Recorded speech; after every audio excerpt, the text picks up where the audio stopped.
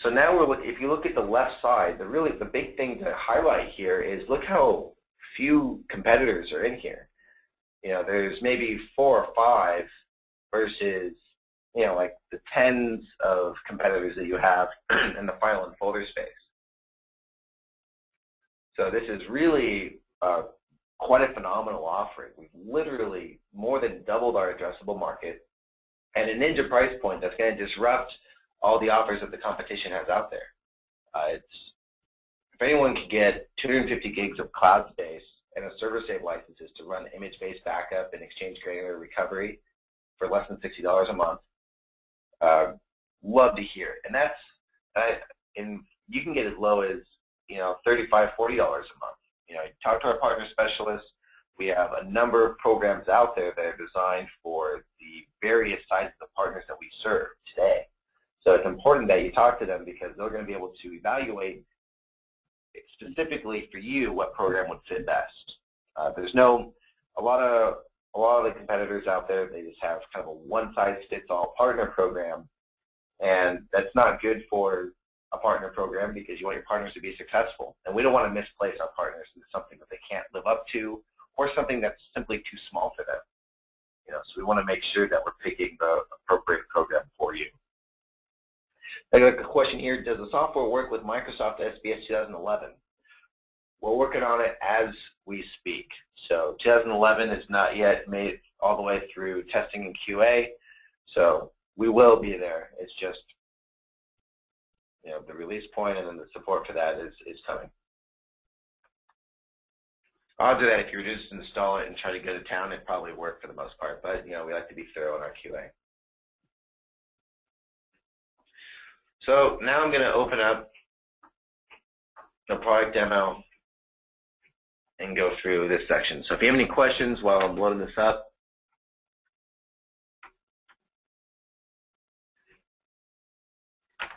feel free to enter them now. So I'm actually going to open up a remote session onto an SBS, or not SBS, a Windows 2008 box R2, so that I can show you what Image Creator and Exchange Granular recovery actually looks like.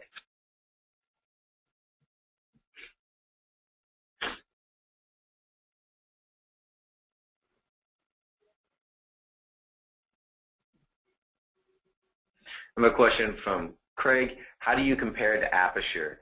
Craig, I'm sure you're going to be more familiar with Aperture than I am. What kind of service is Aperture giving you? What kind of price point? Generally, we're at a higher, or our functionality is the same, if not way better, at a much lower price point.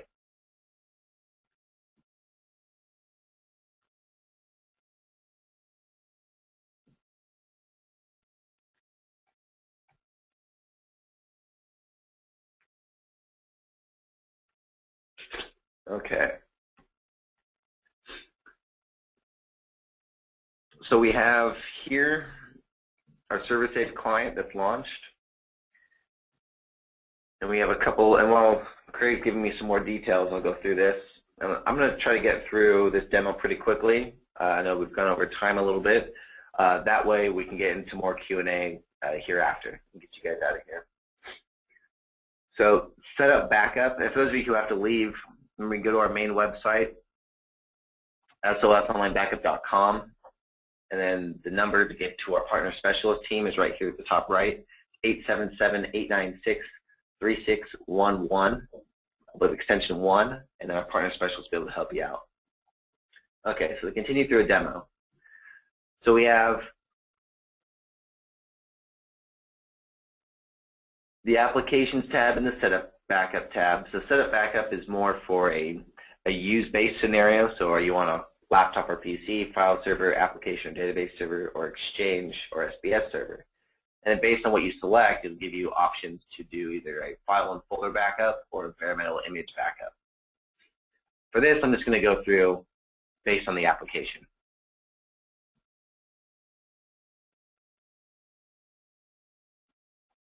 So we have Online Backup and Recovery, which is our flagship product. This is the file folder online backup program. It also has a local file backup built into it, but primarily it's the online file and folder backup solution. This is going to be installed on your workstations, and then you'd probably use ImageStream and everything else for any type of server environment. Bare Metal Image Creator. This is, again, part of the new technology, SOS Server Save. So this is actually going to let us create an image backup job and schedule.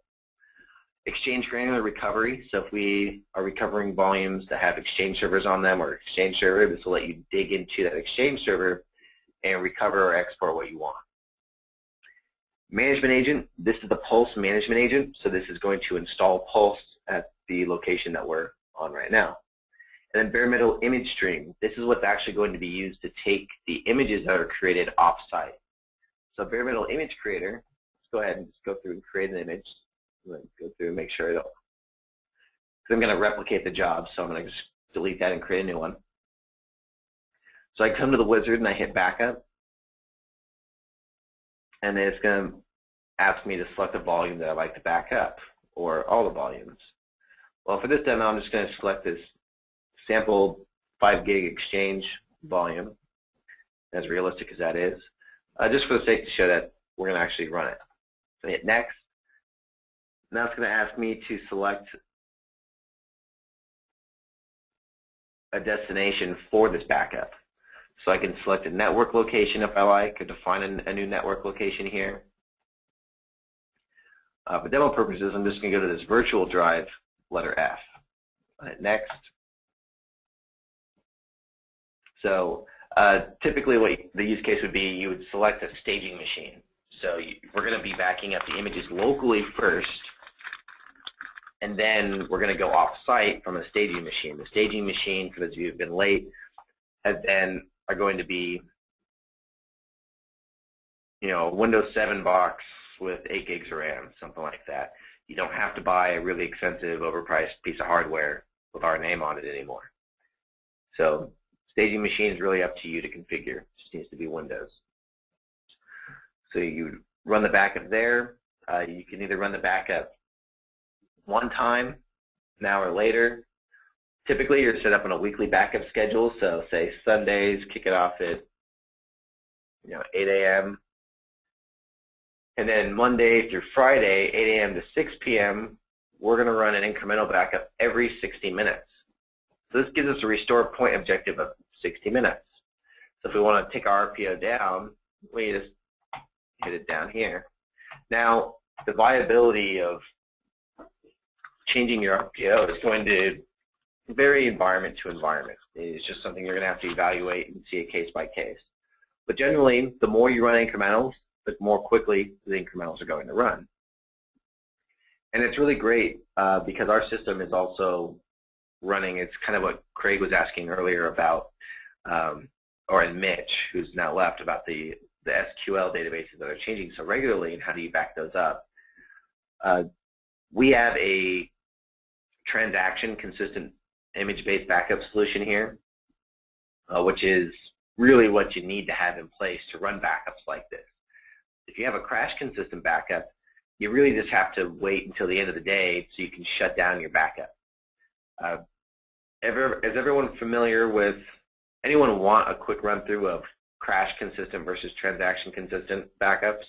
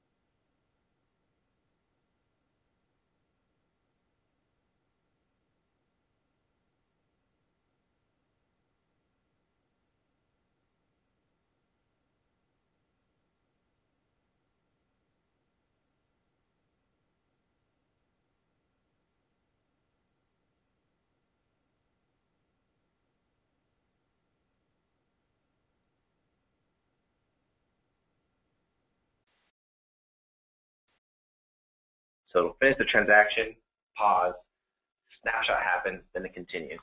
And all this happens in a matter of milliseconds. So this isn't slowing down your database at all. It's just ensuring that if you're running a backup of an open database, that you're going to get everything you need and not just partial information, which could be very bad. So that's important to note if you are running with a transaction or a crash consistent backup. Ours is transaction consistent.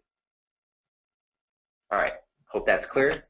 So you would run this and say, okay, great, we have a 30-minute RPO at this point. Next, compression. So you have hot, none, standard, or high. If you're going off-site with the image, which I'm assuming most of you are, our image stream client is going to create or is going to compress and encrypt the data already. So you don't really need to do this. And as far as encryption is concerned, you don't need to do this either. If I check this off and go to advanced, it'll ask me, okay, what level of encryption? Again, the image stream is going to compress the data as much as it can possibly compress, and then it's going to encrypt it at 256-bit AES once it's compressed. So it's not recommended that you encrypt your backups to the staging machine before they go off-site to our service, because ImageStream is already going to do that. While we're in the advanced section, I also have these commands where I can do pre-snapshot, post-snapshot, and post-backup scripts or batch files. So that's really nice if you wanted to reset or restart anything. So that's nice. And then also the retention period. So it's based on the set that we defined earlier being a weekly set.